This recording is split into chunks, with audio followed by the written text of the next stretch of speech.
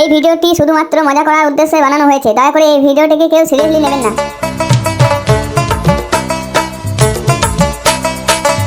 নাদু বাবা কই গো? বাবা দেখো উপরে রয়েছে।